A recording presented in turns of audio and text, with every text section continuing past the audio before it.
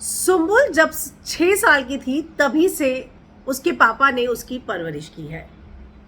Single parent की बेटी है सुम्बुल, लेकिन आपको याद होगा कि घर के अंदर जब वो एक एस्ट्रोलॉजर आए थे, उन्होंने ये कहा था कि अगर सुम्बुल अपनी मदर के साथ कनेक्शन अच्छा कर ले तो वो बहुत आगे जा सकती है।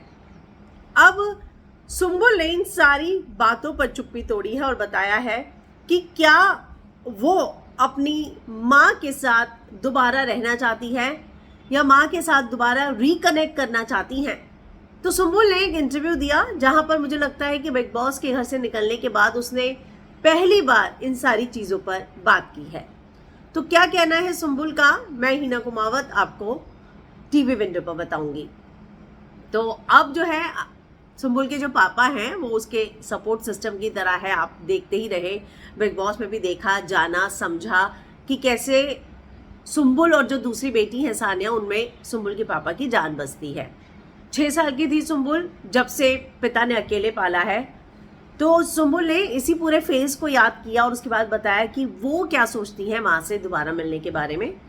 मुझे पता है कि सिंगल पेरेंट होना क्या होता है, मैंने चीज़ों को करीब से देखा है। मुझे पता है मेरे पिता अकेले नहीं, कई सिंगल मॉम है और मेरे पिता सिंगल डैड है जिनकी 2 बेटियां हैं। अगर कुछ गलत होता है, टचवुड कुछ भी गलत नहीं होता वैसे तो, पर अगर होता है तो लोगों के लिए बोलना बहुत आसान होता है कि आदमी था ना, इसलिए बेटियों को संभाल नहीं पाया, माँ नहीं थी, इसलिए ऐसा हुआ। देखो, लोगों के लिए जजमेंट करना, पास करना बहुत आसान हो जाता है। मैं अपने आप को खुशकिस्मत मानती हूँ कि मेरे पिता बहुत समझदार हैं। वो आगे ये थे, जब मैं 6 साल की थी तब से उन्होंने अकेले ही हमारी देखभाल करना शुरू कर दिया था। उन्होंने हमें अकेले पाला, चाहे रात भर जागना हो या हमें स्कूल के लिए तैयार करना हो, हमारा नाश्ता बनाना हो, घर की देखभाल करना हो, अपना डांस स्कूल चलाना हो, उन्होंने सब कुछ अकेले ही किया है। वो हमें स्कूल भेजते, घर के सारे काम निपटाते और फिर अपने डांस स्कूल जाते। इसके बाद वो वापस आते और हमारे साथ लंच करते, फिर हमें ट्यूशन ले जाते और उसके बाद वो बाकी काम खत्म करते। शाम को हम सभी डांस स्कूल मिलते थे। वापस आने के बाद पापा रात का खाना बनाते। यही रूटीन था मेरे पापा का, मुझे आज भी याद है। कहती है कि यहाँ तक कि जब मुझे पीरियड्स हुए तो भी मैंने पापा के साथ शेयर किया। उन्होंने मुझे चीज़ों की बहुत सारी समझ और सीख दी। मैंने पापा से बहुत कुछ सीखा है, उनके अनुभव से सीखा है, व्यवहार से सीखा है।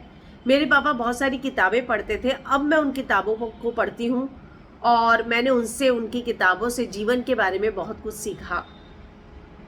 वो आगे कहती हैं कि मैं सिर्फ इतना कहूँगी कि जब मैं 6 साल की थी तब मेरे मम्मी पापा ने अलग होने का फैसला लिया था।